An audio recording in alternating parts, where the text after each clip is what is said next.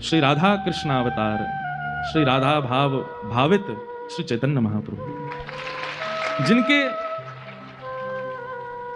और हम बहुत ध्यान पूर्वक कहते हैं, विरह से ओतप्रोत, मैं बोलने भी वाला हूं ना, अभी बोला नहीं है, बोलना भी चाहता हूं तो मेरे रोंगटे खड़े होते हैं। श्री चैतन्य महाप्रभु, जिनकी भाव प्रणाली में ही श्री गोविंद देव जी हैं, श्री गोपीनाथ जी हैं, श्री मदन मोहन जी हैं, श्री राधा रमण जी हैं, श्री जुगल किशोर जी, श्री विनोदी लाल जी हैं, श्री दादा दामोदर जी हैं, जिनके हम दर्शन करते हैं। जिनकी भाव प्रणाली में श्री रूप सनातन गोस्वामी हैं, जिनकी भाव प्रणाली में ही श्री गोपाल भट्ट गोस्वामी, जीव गोस्वामी, लोकनाथ गोस्वामी पाद हैं।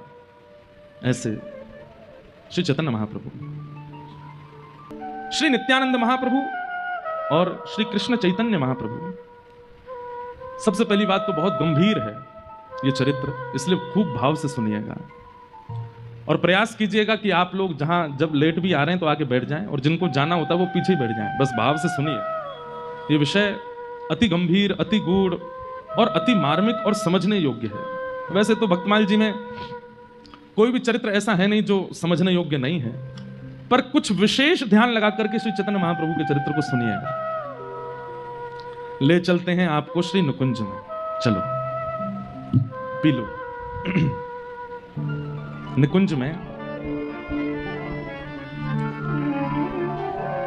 नित्य केली करते हैं श्री राधा माधव। कभी ठाकुर जी, जैसे हम जिस लीला को सुनते हैं, वृंदावन में ये लीला हुई, यमुना तट पे ये लीला हुई, गिरिराज जी में ये लीला हुई, कई बार कई लीलाएं प्रकट रूप से धाम में नहीं हुई हैं, पर फिर भी वो लीला चलती रहती है। क्यों? निरंतर गोलोक धाम में ठाकुर जी की लीला चलती रहती है, उसमें कभी विश्राम नहीं होता। अभी हम लोग कथा सुन रहे हैं, इस समय भी कोई लीला चल रही होगी, और लीला पता है क्या चल रही होगी? आज छठी उत्सव मनाना होगा निकुंज में, सब सखियां घेर करके ठाकुर जी को छठी मना रही होंगी, और फिर आज छठी उत्सव विश्राम होते ही कल से तैयारियां शुरू होंगी। क्यों? निकुंज में श्री राधाष्टमी मनेगी, श्री किशोरी जी को प्रादुर्भाव होगा। तो एक दिन निकुंज में एक खंभ की टेक लगा करके श्याम सुंदर बैठे हैं और अत्यंत गहन चिंतन में हैं, और मुखमंडल देख करके पता चल रहा है कि बहुत चिंतित हैं। तभी श्री प्रिया जी का आगमन होता है, और श्री प्रिया जी आकर के श्री चैतन्य श्री ठाकुर जी से कहते हैं, हे श्याम सुंदर, आपके मुखमंडल से ऐसा पता लग रहा है कि आप कोई गहन चिंतन में हैं, किसी अंतरंग विचार में हैं। कहाँ बात है, कहाँ सोच रहे हो? ठाकुर जी बोले, ना श्री जी, कछु बात ना, मैं तो ठीक हूं। हंसने लगे। तो जैसे कोई व्यक्ति चिंतित हंसता है ना, तो उसकी हंसी से पता चलता है चिंता में है, फिर भी हंस रहा है। किशोरी जी बोली, आपकी हंसी से ही पता चल रही है कि चिंता में हो, जबरदस्ती हंस रहे हो। कहाँ बात है, मुझे बताओ। बहुत पूछने पर भी ठाकुर जी नहीं बोले। तो श्री जी ने हाथ पकड़ लिया, बोले, मुझको बताओ, नहीं तो फिर देखियो मैं आज प्रसाद नहीं पाऊंगी, आज भोजन नहीं करूंगी। हठ पूर्वक जब किशोरी जी पूछने लगी, तब ठाकुर जी कहते हैं, मैंने ब्रजवासीन को कितनों विरह दियो ना। जिन ब्रजवासीन ने मुझको पलकन पे रखो, जिन यशोदा मैया ने मुझको कभी अपनी गोद पे उतरन नहीं दियो, जो नंद बाबा मेरे पीछे पीछे डोलो करते, जो गोपियां जिनका जीवन ही केवल मैं था, ये मधुमंगल, श्रीदामा, ये जितने मेरे भक्त हैं, जितने मेरे सखा हैं, इनको जीवन प्राण में है, तो मेरे सिवा इनने कोई को कछु महत्व ही नहीं दियो। और आप तो केवल दर्शन भी मेरे देखती भी मुझे हैं, श्रृंगार भी मेरे भाव से करती हैं, अन्न जल भी वो सेवन करती हैं जिसमें कहीं ना कहीं मेरा भाव विराजमान हो। मैंने बहुत विरह दिया।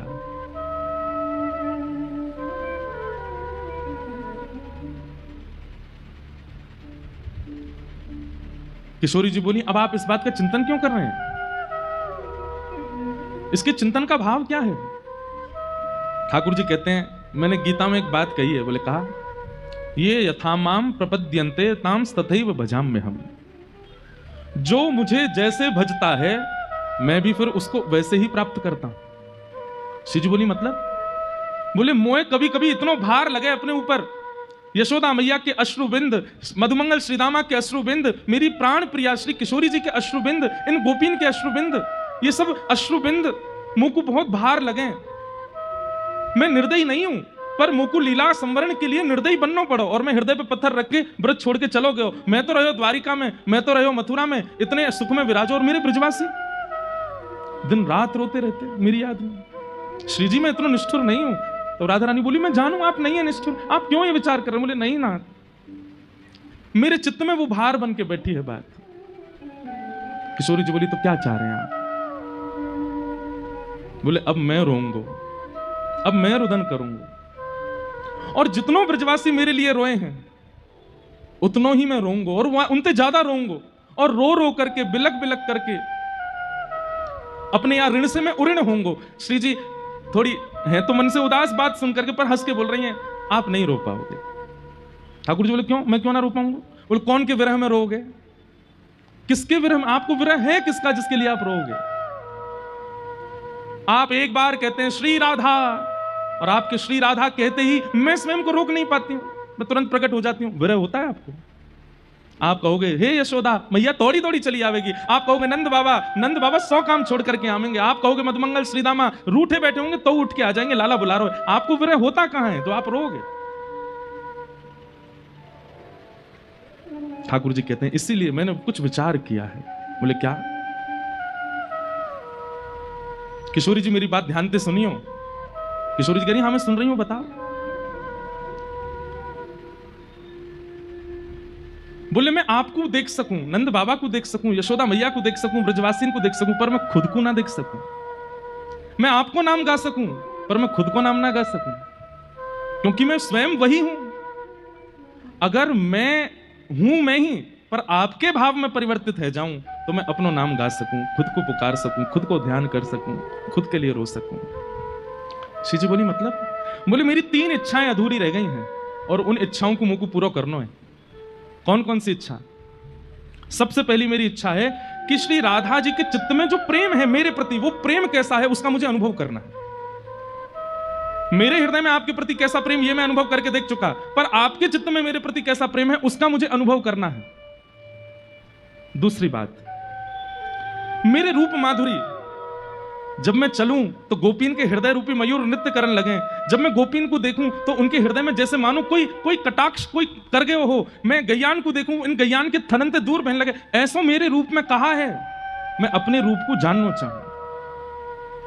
जिस रूप लावण्य को देख करके गिरिराज जी की शिलाएं भी पिघल जाती हैं, उस रूप का आस्वादन मुझे ही करना है कि मेरे इस रूप में ऐसा क्या है, मेरी मधुरिमा में ऐसा क्या है जिससे यह सब हो जाता है।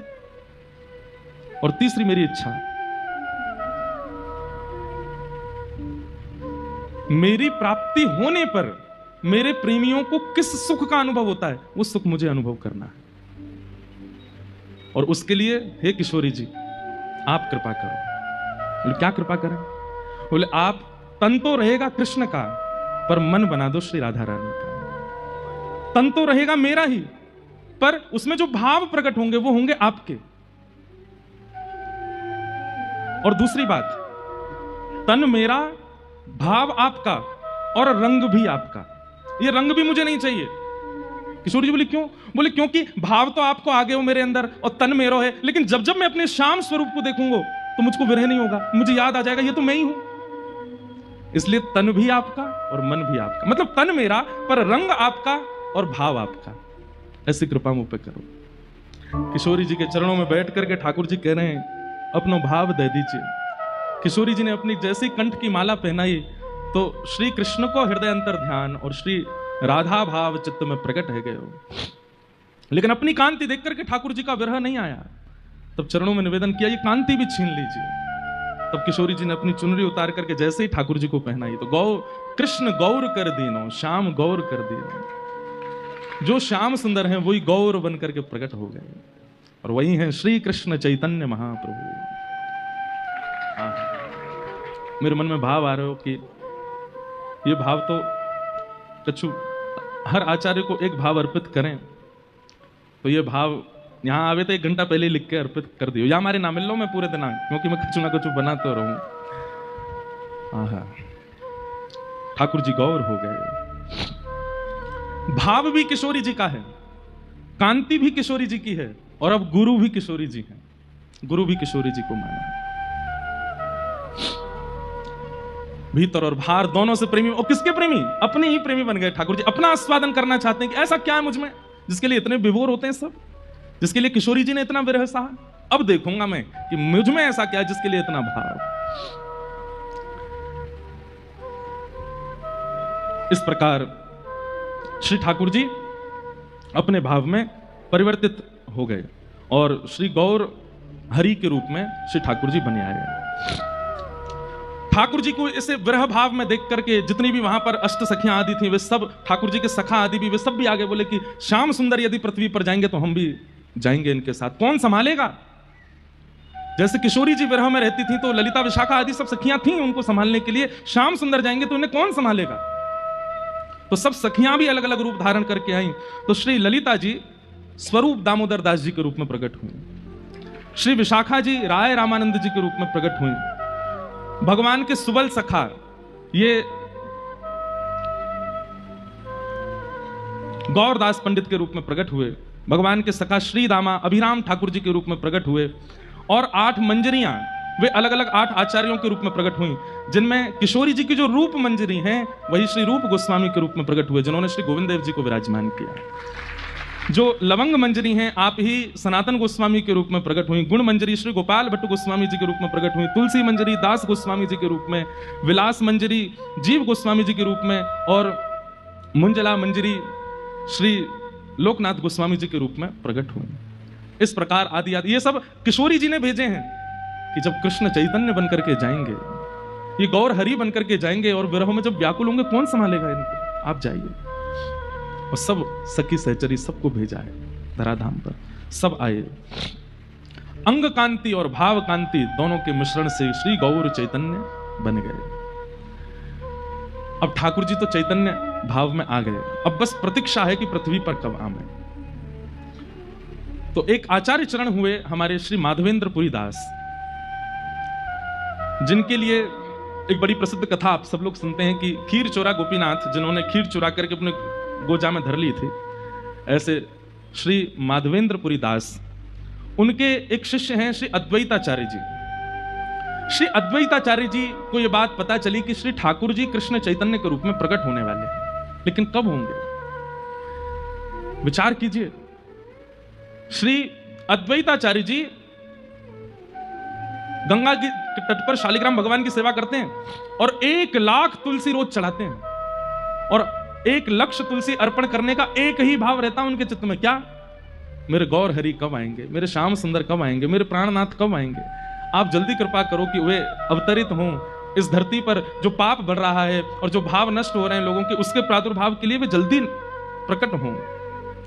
इसलिए 1 लक्ष तुलसी नित्य चढ़ाते थे और नित्य चढ़ा करके श्री गंगा जी में प्रवाहित कर देते थे कि हे श्री गंगा जी, आप जाकर के सागर में मिलना और सागर से जाकर के श्रीमन नारायण के चरणों में इन तुलसियों को पहुंचा देना और उनसे कहना कि मैं प्रतीक्षा कर रहा हूं, वो कब आएंगे पृथ्वी पर।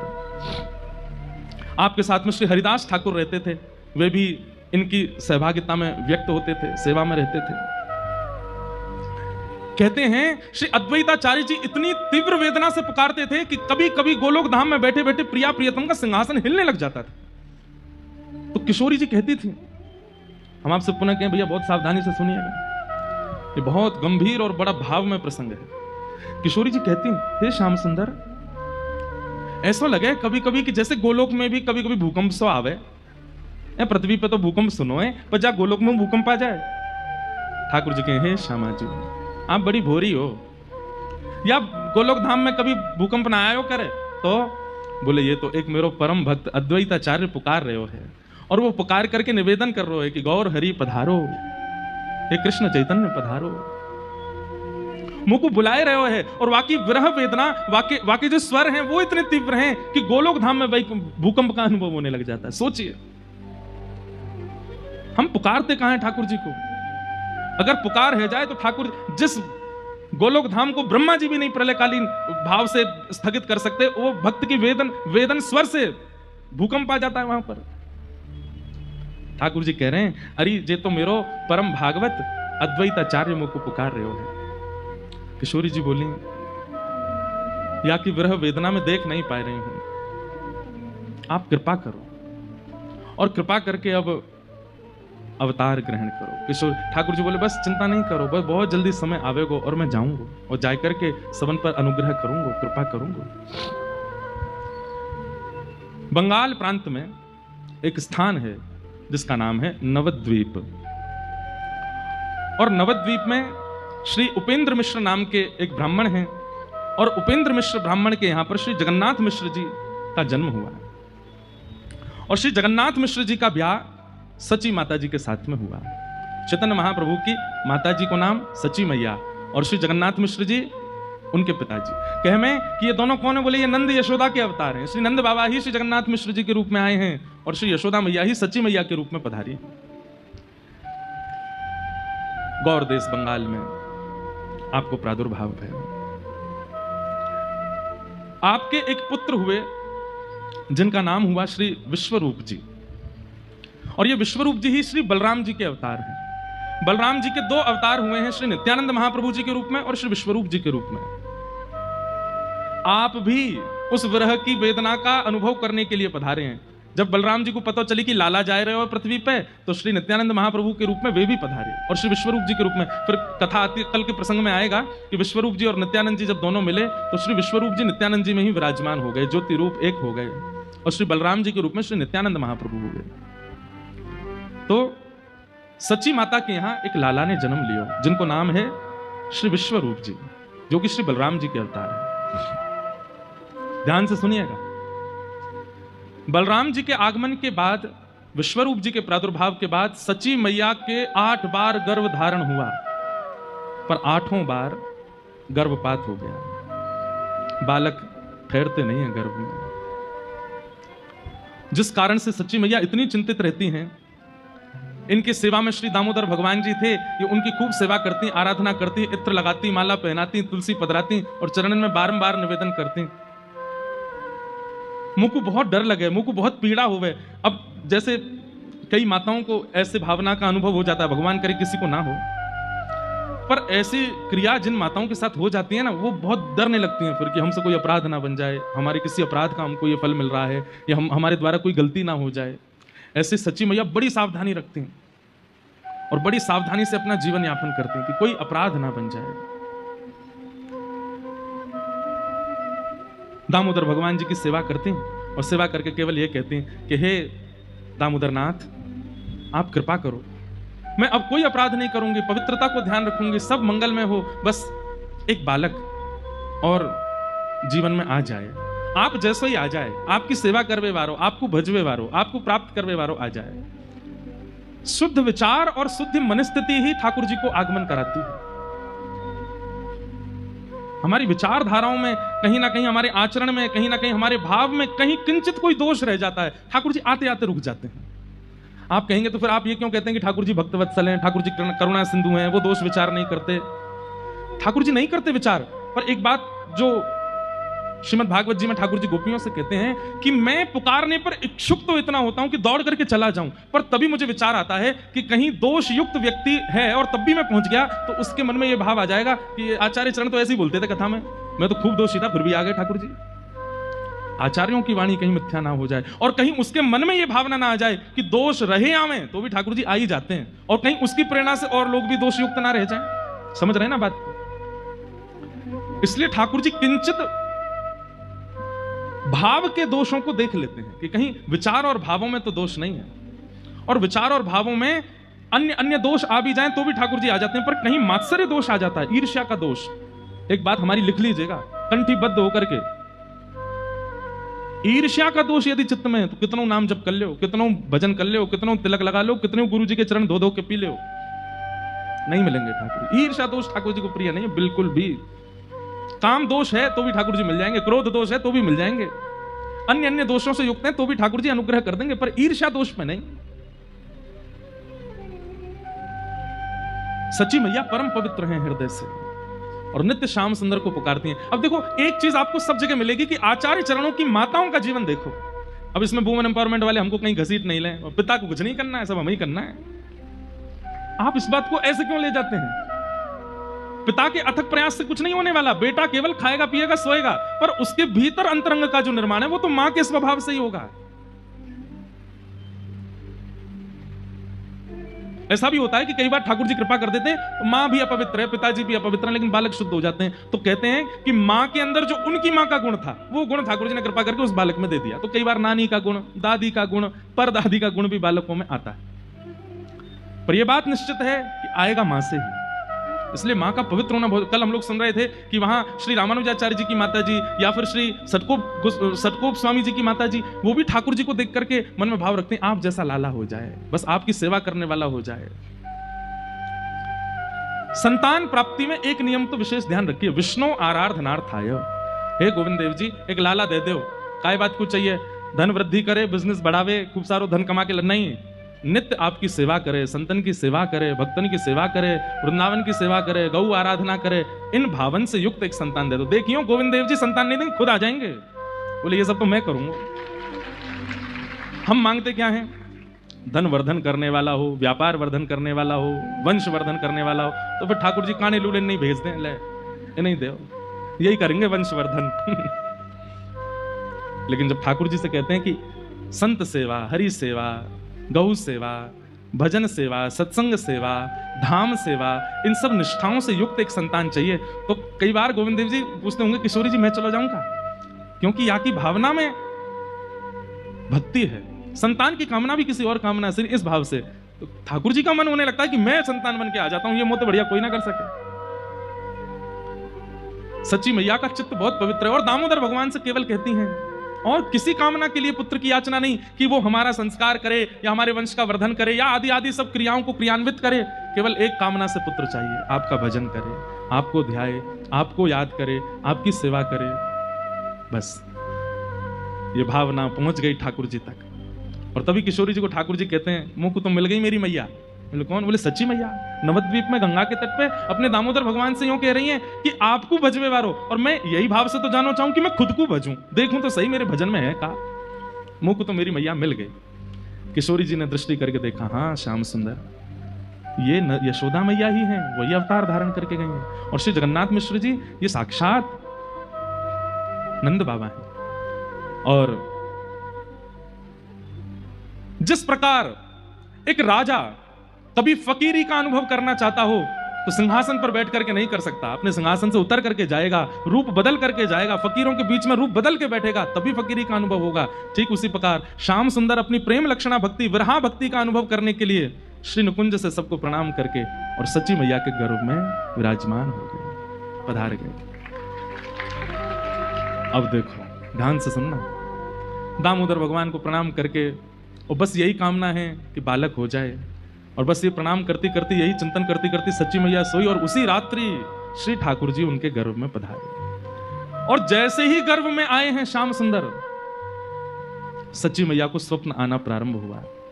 और आपने स्वप्न में क्या दर्शन किया? स्वप्न में आपने दर्शन किया कि आप श्री जगन्नाथ मिश्र जी के साथ में जगन्नाथपुरी दर्शन करने गए, जगन्नाथ भगवान का दर्शन करने के लिए गए हैं। गरुण स्तंभ के पास में सिंह द्वार से भीतर प्रवेश कर रहे हैं, एक एक भाव सच्ची मैया को दर्शन हो रहे हैं। ये भावना छूटने ना पाए, ध्यान से सुनिएगा। सच्ची मैया को स्वप्न दिखता है कि जगन्नाथ मिश्र जी उनको जगन्नाथपुरी की यात्रा पर ले गए हैं। सिंह द्वार से भीतर प्रवेश कर रही हैं, पतित पावन भगवान सब दर्शन कर रहे हैं, लेकिन पतित पावन भगवान सच्ची मैया को देख रहे हैं अपने नेत्रों से। और जैसे ही नेत्र उनकी तरफ हुए तो सच्ची मैया बोलती हैं, हे जगन्नाथ मिश्र जी देखिए, ऐसा लग रहा है पतित पावन भगवान मुझे देख रहे हैं। बोले नहीं, तुम्हें नहीं देख रहे, वो सामने ही देख रहे हैं। आप लोग जगन्नाथपुरी गए हैं ना, वो द्वार पे ही भीतर प्रवेश करते पतित पावन भगवान है। सीढ़ियां चढ़ने लगी, सच्ची मैया स्वप्न देख रही हैं। और जैसे ही परिक्रमा लगा करके जा रही हैं तो क्या देख रही हैं? जगन्नाथपुरी मंदिर में जितने भी मंदिर देवालय हैं, सबके ठाकुर जी अपने अपने द्वार देहरी पर बाहर आकर के सच्ची मैया को प्रणाम कर रहे हैं। और ये देख करके सच्ची मैया बार बार जगन्नाथ मिश्र जी से कह रही, देखियो ये तो देवता सब बाहर आ गए, ये देखो ये भी देवी बाहर आ गई, ये तो गणेश जी बाहर बैठे हैं। बोले बाहर नहीं है देवी, अंदर बैठे हैं सब। सच्ची मैया को स्वप्न अनुभव हो रहा है। जैसे ही आपने जगन्नाथ मंदिर में प्रवेश किया और गरुण स्तंभ के पास से दर्शन की आज भी विधा है। गरुण स्तंभ के पास जाकर के जैसे ही सच्ची मैया ने पहले बलभद्र जी को देखा, सुभद्रा जी को देखा, और जैसे ही जगन्नाथ जी को देखा तो जगन्नाथ जी को देखते ही जगन्नाथ जी मंद मंद मुस्काने लगे और मुंह खोल खोल करके बार बार जैसे मानो मैया मैया कहकर के सच्ची मैया को पुकार रहे हूं। और तभी अचानक से विशाल विग्रह श्री जगन्नाथ जी का धीमे धीमे धीमे धीमे छोटा होता चला गया। अचानक से श्री जगन्नाथ जी की भुजाएं प्रकट हो गई, चरण प्रकट हो गए और नन्हे से गोपाल जी बनकर के ब्रह्म वेदी से उतर करके दोहरियां दौड़ करके आए और सच्ची मैया की गोद में आकर के लिपट गए। ये स्वप्न सच्ची मैया ने देखा। बंधुओं, श्री गौर हरि कौन है? जब लीला संवरण करते हैं श्री चैतन्य महाप्रभु, प्रकट भी श्री जगन्नाथ जी से हो रहे हैं आज सच्ची मैया के पास में। और जब आप लोग सुनेंगे कि श्री चैतन्य महाप्रभु लीला विजय कर गए, तो उस दिन भी सुनेंगे कि दौड़ करके श्री जगन्नाथपुरी मंदिर में प्रवेश करते हैं और गरुड़ स्तंभ के पीछे से दौड़ करके जाते हैं और श्री जगन्नाथ जी में ही विलीन हो जाते हैं। चैतन्य महाप्रभु साक्षात श्री कृष्ण है, कोई अंतर नहीं। घबरा करके मैया के नेत्र खुले और यही स्वप्न सच्ची मैया जगन्नाथ जी को सुनाती हैं। जगन्नाथ मिश्र अपने पतिदेव को, मैंने अभी एक स्वप्न देखो। बोले कहा? बोले ऐसे हम लोग जगन्नाथपुरी गए और वहां पर जगन्नाथ जी छोटे लाला बन गए और वही दौड़ करके आके मेरी गोद में आकर के बैठ गए। मैं उनको खिला रही हूं, उन्हीं को हृदय से लगा रही हूं। देवी, ये तो शुभ है, ठाकुर जी का दर्शन होना स्वप्न में, ये तो अच्छी बात है, इसमें चिंता क्यों करती हो? चलो स्नान ध्यान करो, सेवा करो। सच्ची मैया स्नान ध्यान कर रही है, लेकिन चिंतन में वही चल रहा है कि जगन्नाथ जी, अच्छा स्नान करके आप जैसे ही बाहर आई तो आपके श्री अंग में वो लक्षण प्रकट होने लगे जो एक गर्भवती माता के होते हैं। आपको पीड़ा जैसी होने लगी, वमन किसी स्थिति बनने लगी, तो आपने जाकर के श्री जगन्नाथ मिश्र जी से कहा कि नहीं, थोड़ा दाई माँ को बुलाओ ना, मुझे कुछ अनुभव हो रहा है। तो जैसे ही दाई माँ आई, आकर के उन्होंने जैसे ही सच्ची मैया की नाड़ी देखी और देख करके तुरंत प्रसन्न होकर के श्री जगन्नाथ मिश्र जी से कहा, बधाई हो, घर में नन्ही किलकारी आवे वारी है, आज सच्ची मैया को गर्भ होने का अनुभव हो रहा है। उसी रात में स्वप्न हुआ, मतलब स्वप्न के द्वारा ही श्री जगन्नाथ जी गर्भ में पधार गए हैं सच्ची मैया के। अब तो स्थिति ये कि सच्ची मैया को खूब सारे अनुभव होने लगे। कभी कभी क्या अनुभव होता है, सुबह उठती हैं और जैसे ही आंगन में देखती हैं तो खूब सारे सुगंधित पुष्प चारों ओर पड़े हैं। सच्ची मैया आकाश की ओर देखती हैं और जैसी तेज धूप उनको लगती है और जैसे वो ऐसे करती, इतने में एक बादल आता है और ऊपर आकर के छतरी बनकर के सच्ची मैया के घूमने लगता है। जहां जहां जाती है वो बादल ऊपर ही डोलता है। ये सब अनुभव होने लगे। आप जैसे ही सूर्य नारायण को अर्घ देने जाती हैं, इतने में क्या देखती हैं कि सूर्य के नेत्र प्रकट हो गए, सूर्य की मुस्कान आ गई और सूर्य देव प्रणाम कर रहे हैं, सच्ची मैया को वंदन कर रहे हैं। आप जब गौशाला में जाती हैं तो सारी गाय रम्माना बंद कर देती हैं और सच्ची मैया को देख करके नेत्रों से अश्रुपात करने लगती हैं। क्यों? क्योंकि सबको पता है कि गर्भ में कौन है। इस प्रकार के अनुभव आपको होने लगे। कभी बालक के चरणों के चिन्ह दिखाई देने लगते हैं, कभी सूर्य चंद्र के प्रणाम की भावना आपके चित्त में आने लगती है, कभी बादल छतरी बनकर के घूमने लगते हैं। आप जाकर के श्री जगन्नाथ मिश्र जी से कहती हैं, ये सब अनुभव मुझे हो रहे हैं, तो इन अनुभवों से तुम कहीं व्यथित तो नहीं हो रही हो? सच्ची मैया कहती नहीं, व्यथित तो नहीं, पर चित्त में आनंद हो रहा है। देवी, तुमको चाहती हो, देखो गर्भ में बालक है, तुम्हें बहुत सावधानी रखनी, पहले ही 8 बार गर्भपात हो चुका है, अब नहीं होना चाहिए, बहुत साफ। तुम कुछ चाहती हो तो मैं वो व्यवस्था कर दूं? सच्ची मैया बोले, एक काम कर दीजिए। बोले क्या? अखंड संकीर्तन बैठवा दीजिए घर पे, दिन रात मेरे कानों में केवल हरिनाम चलता रहे। अभी मां को 1 महीना ही हुआ है गर्भ धारण किए और श्री घर में अखंड संकीर्तन बैठ गया। दिन भर कीर्तन होता है, रात भर कीर्तन होता है। चलती फिरती उठती बैठती मां के कानों में केवल और केवल श्री प्रिया प्रियतम का नाम गूंजता रहता है।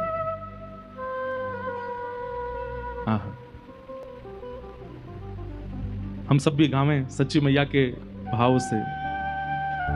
मैया तेरे पांव पड़ूं एक बार हरि बोलो, मैया तेरे पांव पड़ूं एक बार हरि बोल, भैया तेरे पांव पड़ूं एक बार हरि बोल, भैया तेरे पांव पड़ूं एक बार हरि बोल, हरि बोल, मुकुंद माधव हरि हरि बोल, हरि बोल, हरि बोल, मुकुंद माधव हरि हरि बोल। भैया तुम्हारे पांव पड़ूं एक बार हरि बोल, भैया तेरे पांव पड़ूं एक बार हरि बोल, ओ मेरी मैया तेरे पांव पड़ूं एक बार हरि बोल, मैया तेरे पांव पड़ूं एक बार हरि बोल, अरे बाबा तेरे पांव पड़ूं एक बार हरि बोल, बाबा तेरे पांव पड़ूं एक बार हरि बोल। अपने जो अगल बगल में बैठे उनके पांव पड़ो, बोले एक बार हरि बोल बोल दो। ए मैया तेरे पांव पड़ूं एक बार हरि बोल, मैया तेरे पांव पड़ूं एक बार हरि बोल, ए बाबा तेरे पांव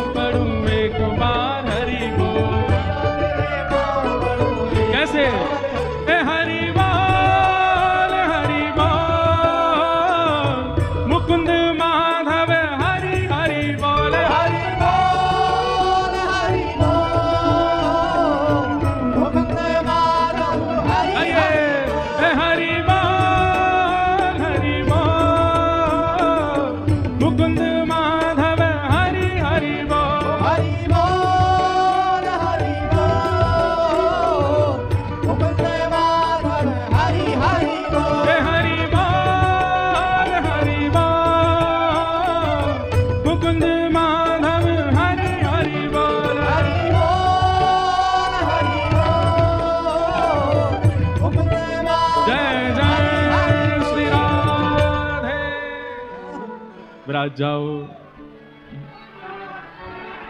जय बैठो, बैठ जाओ, बैठ जाओ, बैठ जाओ। ऐसे नाम संकीर्तन होता है और चलते फिरते उठते बैठते खाते पीते नाचते रहती हैं श्री सच्ची मैया। भोजन भी बनाती हैं तो भी हरि बोल हरि बोल हरि बोल, स्नान भी करती हैं तो हरि बोल, वस्त्र धारण करती हैं तो हरि बोल, कोई भी क्रिया कर रही। और उस परिस्थिति में जब गर्भ में बालक है, 13 महीने तक गर्भ में रहे गौर हरि चैतन्य महाप्रभु। यहां पर सच्ची मैया की स्थिति तो ऐसी है कि बस कीर्तन सुनती हैं और नृत्य करती रहती हैं। और यहां नवद्वीप से थोड़ी ही दूरी पर शांतिपुर नाम का एक ग्राम है, जहां गंगा जी के तट पर अद्वैत जो बुला रहे हैं चैतन्य महाप्रभु को, पुकार रहे हैं। श्री अद्वैताचार्य जी रोते हैं और नित्य पुकारते हैं, हे प्रभु कब आएंगे आप, कब आएंगे आप, हे गौर हरि कब कृपा करेंगे आप। आप नित्य 1 लाख तुलसी अर्पित करते थे, हम सुन रहे थे अभी। और नित्य की भांति उन 1 लाख तुलसियों को पहले ठाकुर जी पर अर्पण करते, फिर उन सब 1 लाख तुलसियों को लेके जाते, एक एक गंगा जी में डालते कि आप जाके समुद्र में जब मिलें तो क्षीर सागर में ठाकुर जी के चरणों में कहना कि वो आम है। लेकिन आज जैसे ही अद्वैत प्रभु गंगा जी के तट पर गए, बगल में ठाकुरदास बैठे हैं, श्री हरिदास ठाकुर बैठे हैं, और तभी आप जैसे ही तुलसी अर्पण करने लगे, पुष्प अर्पण करने लगे, तो शांतिपुर से वो पुष्प और तुलसी आगे की ओर न जाकर के पीछे की ओर जाने लगे। मतलब धारा इधर की है, गंगा जी नवद्वीप से आ रही हैं, कहां शांतिपुर, और शांतिपुर से आगे गंगा सागर में जा रही हैं। लेकिन आज जब तुलसी और पुष्प अर्पण कर रहे हैं तो गंगा जी की धारा तो इधर की है, लेकिन तुलसी और पुष्प वे उल्टे जा रहे हैं, पीछे की ओर प्रस्थान कर रहे हैं। और ये दृश्य देख करके श्री अद्वैताचार्य जी व्याकुल हो गए और तुरंत हरिदास ठाकुर जी को बुलाया। बोले देखो ये क्या हो रहा है। बोले गुरुदेव ये तो आश्चर्य है, ये तुलसियां ये पुष्प ये उल्टे क्यों जा रहे हैं, ये धारा में क्यों नहीं बह रहे हैं। तुरंत अद्वैताचार्य जी व्याकुल हो गए और तुलसी और पुष्प जिस प्रवाह में जा रहे हैं, आप भी कूदते फांदते अपनी भुजा उठा करके उन्हीं पुष्प और तुलसियों के पीछे पीछे दौड़ने लगे। घाटों को लांघते हुए, नगरों को पार करते हुए पहुंच गए नवद्वीप। और वो 1 लाख तुलसियां और पुष्प एक साथ नवद्वीप में प्रवेश करती उल्टी धारा में। और तभी आप पहुंचे नवद्वीप, और नवद्वीप में क्या देखा, एक महिला स्नान कर रही हैं, गर्भवती माता जी, और वे 1 लाख तुलसी और पुष्प जाकर के उन्हें घेर लेती हैं और चारों तरफ बस उन मैया के ही घूम रही हैं। वो मैया अपने हाथों से दूर करती हैं, लेकिन वो तुलसी बह बह करके उनके गर्भ के आसपास आकर के स्पर्श करने लगती हैं। वो और कोई नहीं, श्री सच्ची मैया है। सच्ची मैया स्नान कर रही हैं। श्री अद्वैताचार्य जी बाहर बैठ करके दर्शन कर रहे हैं और नेत्रों से अविरल अश्रुधार गिर रहे हैं। हरिदास ठाकुर कहने लगे, आचार्य क्या हुआ। बोले मेरे प्रभु आ गए, मेरे आचार्य आ गए, श्री कृष्ण आ गए, मेरे महाप्रभु आने वाले हैं। बस देखो मेरे द्वारा अर्पित की गई तुलसियां ये मैया को घेर करके सब उनको अर्पित हो रही। सच्ची मैया खूब देर स्नान करती रही। ये तुलसी पुष्प पता नहीं कहां से इतने आ गए सब मेरे समीप, लेकिन वो सब उनके अंग पे स्पर्श कर रहे हैं। सच्ची मैया स्नान करके जैसे ही बाहर आई तो श्री अद्वैताचार्य जी दंडवत प्रणाम करने लगे। उनका प्रणाम देखते ही सच्ची मैया घबरा गई। हे आचार्य चरण आप ये क्या कर रहे हैं, आप मुझे प्रणाम क्यों कर रहे हैं, आप मुझे प्रणाम मत कीजिए, ये पाप मत चढ़ाइए। हरिदास ठाकुर जी भी प्रणाम करने, आप दोनों से मेरा वंदन है, आप हम इस योग्य नहीं कि आप हमको प्रणाम करें, हमें आपको प्रणाम करना चाहिए, आप हमें प्रणाम मत कीजिए। हे आचार्य चरण थोड़ा ध्यान रखिए, मुझे पाप नहीं चढ़ाना है अपने ऊपर। मैं पहले ही 8 बार पीड़ा सहन कर चुकी हूं गर्भपात की, इस बार मुझे पीड़ा नहीं सहनी है। आचार्य चरण आप बहुत महान हैं, आप मुझे प्रणाम मत कीजिए। अद्वैताचार्य जी प्रणाम करके जब उठे हैं तो नेत्र लाल पड़े हैं, मुखमंडल पर प्रसन्नता है, मुस्कान है, और नेत्रों से अविरल अश्रुधार गिर रही है। सच्ची मैया तो उनके रूप को देख करके घबरा गई कि मुझसे कोई अपराध बन गया, ये क्या हो गया, ये मुझे प्रणाम कर क्यों रहे हैं। दौड़ करके सच्ची मैया अपने घर भागी, इतनी भयभीत हो गई, इतनी घबरा गई, बार बार अपने गर्भ का स्पर्श करें कि कुछ हो ना जाए। एक श्रेष्ठ आचार्य चरण ने मुझको प्रणाम कर लिया। आपने जाकर के तुरंत जगन्नाथ मिश्र जी से कहा कि देखिए ना घाट पर एक महापुरुष मुझे प्रणाम कर रहे थे। यहां जगन्नाथ मिश्र जी रोज ही सुनते हैं, कभी इनको लगता है कि इनको सूर्य प्रणाम कर रहा है, कभी इनको लगता है इनको चंद्रमा प्रणाम करने, कभी इनको लगता है कभी इनको लगता है कि गैया इनको प्रणाम कर रही है। रोज ही कुछ ना कुछ भाव है। देवी पता नहीं, हमें तो लगता है कि कौन आए हैं गर्भ में कि सब तुमको प्रणाम करते से दिखते हैं। मैं कुछ भाव नहीं बना रही हूं मन से, आप जाकर के देखिए, वहां पर श्री साक्षात अद्वैताचार्य जी मुझे प्रणाम कर रहे थे। जगन्नाथ मिश्र जी गए और देखा तो अभी भी भाव निमग्न, हाथ जोड़ करके बस नेत्रों से अश्रु बहा रहे हैं। मेरे प्रभु आ गए, मेरे प्राणनाथ आ गए, मेरे जीवन धन आ गए। जगन्नाथ मिश्र जी ने जाकर के प्रणाम किया, वंदन करते हुए कहा, हे प्रभु, आपकी इस प्रकार की इस लीला का मैं क्या अर्थ लगाऊं? आपने सच्ची को प्रणाम क्यों किया? अद्वैत आचार्य जी बोले, मेरे पास शब्द नहीं है बताने को, मैं बस ये कह सकता हूं, जो सुख त्रेता में दशरथ और कौशल्या को प्राप्त हुआ, जो सुख द्वापर में नंद यशोदा को प्राप्त हुआ, वो सुख कलयुग में आपको और आपकी गृहिणी को प्राप्त होने वाला है। बस प्रतीक्षा कीजिए, अब जल्दी ही आनंद होगा, इस विश्व में पुनः कृष्ण संकीर्तन होगा, पुनः नाम संकीर्तन होगा, पुनः राधा भाव कृष्ण भाव की स्थापना होगी। बस प्रतीक्षा कीजिए, पवित्र हृदय से प्रतीक्षा कीजिए।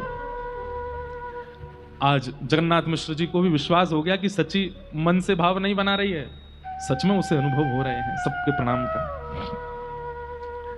जगन्नाथ मिश्र जी वापस आए, सच्ची मैया ने पूछा, बोले नहीं कुछ नहीं, बस ऐसे प्रणाम कर रहे थे, आपको सौभाग्यवती नारी जान के, आपके गर्व का बालक भक्त हो इसलिए प्रणाम कर रहे थे। 12 महीने बीत गए, अभी तक बालक का जन्म नहीं हुआ। सच्ची मैया ने घबरा करके तुरंत कहा, बोले कि आप किसी ज्योतिषी को बुलाइए, कोई पंडितानी बुलाओ, कोई भैया कोई पंडित जी आए देखें। 9 महीने में गर्भ बालक जन्म लेता है, 12 महीने बीत गए, अभी तक बालक का जन्म नहीं हुआ, कहीं कोई दिक्कत तो नहीं है, आप दिखवाइए ना। वो किस पंडित को बुलाएं? बोले हमारे पिताजी श्री नीलांबर चक्रवर्ती जी बहुत बड़े विद्वान हैं, उनको बुलाओ। तो सच्ची मैया के पिताजी ज्योतिषाचार्य हैं, उनको बुलाया गया। वे आए, आकर के कहा, बिटिया क्या बात है? बोले कि पिताजी 12 महीने हो गए गर्भ को, अभी तक जन्म नहीं हुआ और मुझे प्रसव पीड़ा भी नहीं हो रही है, मैं बहुत चिंतित हूं कि कहीं बालक सुरक्षित तो है ना, आप मेरा हस्तकमल देख करके बताइए ना।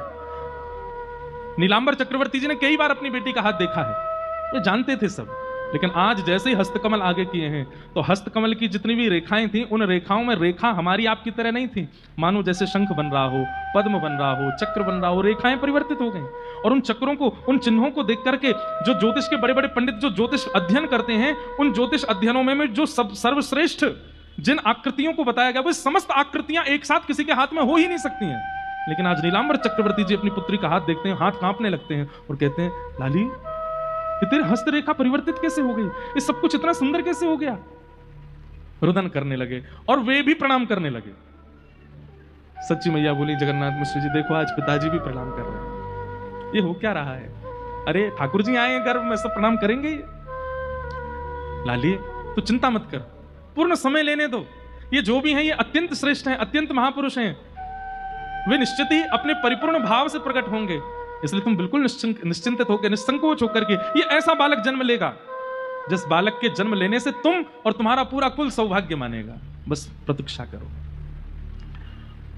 धीरे धीरे धीरे 13वां महीना प्रारंभ हुआ और धीमे धीमे आ रही है होली, यानी कि फाल्गुन का महीना।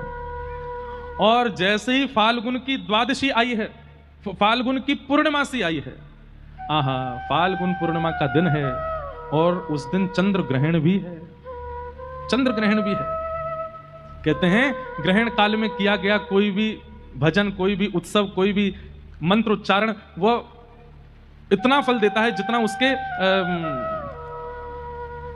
अनुष्ठान, और वो सर्वश्रेष्ठ अनुष्ठान क्या बोलते हैं उसको, क्या, पुरुषण करने से जो फल प्राप्त होता है वो ग्रहण काल में एक बार मंत्र बोलने मात्र से हो जाता है। कितना सुंदर भाव प्रस्तुत करते हैं आचार्य चरण कि श्री चैतन्य महाप्रभु शरद पूर्णिमा को ही क्यों प्रकट हुए। सबसे पहली बात, क्योंकि वे श्री राधा भाव युक्त होकर के आए हैं, और पूर्णिमा ही वो रात्रि है जिस रात्रि में श्री ठाकुर जी गोपियों को और श्री किशोरी जी को रास का अनुभव कराते हैं। तो सबसे पहली बात पूर्णिमा चुनने का यह कारण है। दूसरी बात, ठाकुर जी प्रकट हुए जन्माष्टमी अष्टमी और श्री किशोरी जी प्रकट हुई राधाष्टमी।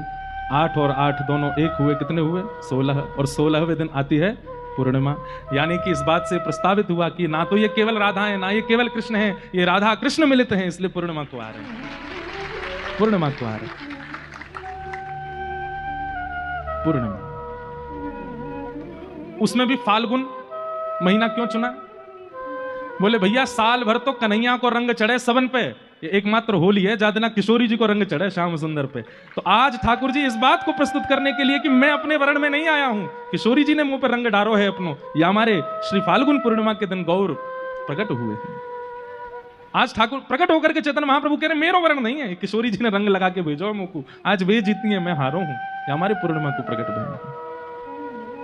अच्छा एक बात और, पूर्णिमा पर श्री चैतन्य महाप्रभु प्रकट हुए। आप आचार्यों के जितने भी उत्सव देखेंगे या तो एकादशी को होते होंगे या द्वादशी को होते होंगे, ठाकुर जी के उत्सव देखोगे तो अष्टमी को होते होंगे, नवमी को होते होंगे। आचार्य उत्सव ज्यादातर एकादशी और द्वादशी, तिरोभाव और प्राकट्य दोनों, और ठाकुर जी के उत्सव अष्टमी और नवमी। लेकिन कुछ गिने चुने ही हैं जो पूर्णिमा को आए हैं, उनमें से पहले हैं श्री चैतन्य महाप्रभु, और दूसरे बताएं श्री राधा रमण लाल प्रभु, वे भी पूर्णिमा को आए हैं, बुद्ध पूर्णिमा। और एक बात और बता दें,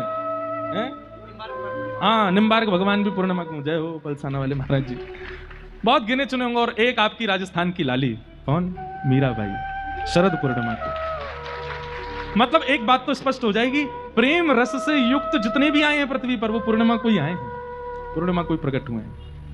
चाहे वो भगवान हो राधा रमन लाल, चाहे वो भक्त हो, प्रेमी जितने भी भाई, ऐसा नहीं है कि आप एकादशी वालों को कुछ नहीं समझो, अष्टमी नवमी वालों को कुछ नहीं समझो, पर हाँ पूर्णिमा के दिन तो एक बार से ये कहते हैं तो अत्यंत प्रेम युक्त होकर के आए हैं सब पूर्णिमा को पधारे। तो फाल्गुन की पूर्णिमा को ग्रहण लगने वाला है, संध्या के यही समय हुआ है जिस समय पर अभी हम बैठे हैं, लगभग 6:30-7 बजे के बीच का समय है। ग्रहण लगने वाला, ग्रहण से पहले सूतक होता है, और सूतक के बाद जैसे ही ग्रहण लगता है तुरंत सब आचार्य चरण जाते हैं स्नान करके, और नदी के तट पर बैठ करके अपने अपने नाम जप आदि में लग जाते हैं। सच्ची मैया का घर बिल्कुल गंगा जी के तट पे है, और पूरा दिन व्यतीत हो गया। जैसे ही सूर्य अस्ताचल को गए हैं, चंद्रमा प्रकट होने वाले हैं, ना तो अब देखो राम जी आए तो पक्षधर हो गए, सूर्य को ही सारा मौका दिया, ठाकुर जी आए तो पक्षधर हो गए, चंद्रमा को ही मौका दिया, लेकिन एक तो हमारी श्री बरसाने वाली वृंदावनेश्वरी राधा रानी, इनने दोनों को मौका दिया। सुबह सुबह होती है जब ब्रह्म मुहूर्त सूर्य उदयमान हो रहे हैं। और एक श्री चैतन्य महाप्रभु ये भी ऐसे काल में हुए कि सूर्य चंद्र दोनों आकाश में, सूर्य अस्ताचल को जा रहे हैं, चंद्र उदित हो रहे हैं। बड़े बड़े ऋषि, बड़े बड़े महातपी, बड़े बड़े योगी, बड़े बड़े ध्यानी, बड़े बड़े नाम जापक सब आ गए गंगा के तट पर, और सब ने जैसे ही देखा ग्रहण शुरू होने वाला, उसी समय डुबकी लगा लगा करके सब अपने अपने पुरुष चरण में बैठ गए हैं। और ठीक उसी काल में, उसी नक्षत्र में, यहां बाहर सब चारों ओर से सच्ची मैया का घर घिरा हुआ है नाम जापकों से, और उसी काल में श्री सच्ची मैया के गर्भ से साक्षात राधा भाव विहित साक्षात कृष्ण तन श्री चैतन्य महाप्रभु का प्रादुर्भाव हुआ है। बोल आचार्य चरण की, श्री महाप्रभु कृष्ण चैतन्य की जय। जय श्री राम। निताई गौर हरि, निताई गौर हरि, निताई गौर हरि। आप सबने तो जय जयकार करी, लेकिन वहां क्या हुआ, जैसे ही ग्रहण लगा है और जितने ही आचार्य सब बाहर बैठे हैं अपनी अपनी मालाएं लेकर के, कोई देवी का ध्यान धर रहा है, कोई शंकर जी का ध्यान धर रहा है, कोई नारायण का ध्यान धर रहे हैं, कोई किसी का ध्यान धर रहे हैं, अपने अपने इष्टों का ध्यान धरने के लिए बैठे हैं। ग्रहण शुरू होते ही यहां पर चैतन्य महाप्रभु प्रकट हुए हैं, सच्ची मैया के गर्भ से प्रकट होते ही यहां तो प्रकट हुए ही, जितने भी बाहर बैठे थे उन सबके नाम में जो जो उनके इष्ट हैं वो प्रकट होने लगे। शंकर जी प्रकट हो गए, देवी प्रकट हो गई, नारायण प्रकट हो गए, लक्ष्मी प्रकट हो गई। मानो जीवन भर जितना भी उन्होंने जब तप किया सबका फल मिल गया। आज ठाकुर जी प्रकट होकर के दर्शन देने लगे, लेकिन थोड़ी ही देर में देवी अंतर्ध्यान हो गई, महादेव अंतर्ध्यान हो गए, ठाकुर जी अंतर्ध्यान हो गए, नारायण अंतर्ध्यान हो गए, और सबके नेत्रों में एक गौर प्रकट हो गए, साक्षात चैतन्य प्रकट हो गए। वही चैतन्य महाप्रभु सबके चित्त में दृष्टि गोचर होने लगे और सब आनंद करने लगे। दूर से दौड़े आ रहे हैं कौन, अद्वैताचार्य जी नगाड़े बजाते हुए, शंखनाद करते हुए, श्री हरिदास ठाकुर जी नृत्य करते हुए आ रहे हैं। सब आचार्य जहां जहां थे सब दौड़ दौड़ करके आए हैं और आकर के श्री सच्ची मैया के घर पधारे हैं। और तभी देखते हैं आज कृष्ण गौर बन करके आए हैं, सच्ची मैया की गोद में लेटे हैं, सुंदर आनंद हो रहा है। आहा। हमारे सरस निकुंज की एक विशेषता बताएं, यहां पर स्वयं आचार्यों ने प्रकट होकर के अपने उत्सव मनवाए हैं। जिस प्रकार रेवासा में आचार्यों ने प्रकट होकर के नाभाजी से अपने चरित्र लिखवाए हैं, ऐसे ही यहां के सरस कुंज में श्री सरस माधुरी जी के आज्ञा देकर के और आचार्य चरणों को आज्ञा देकर के सब आचार्यों ने अपने उत्सव मनवाए हैं।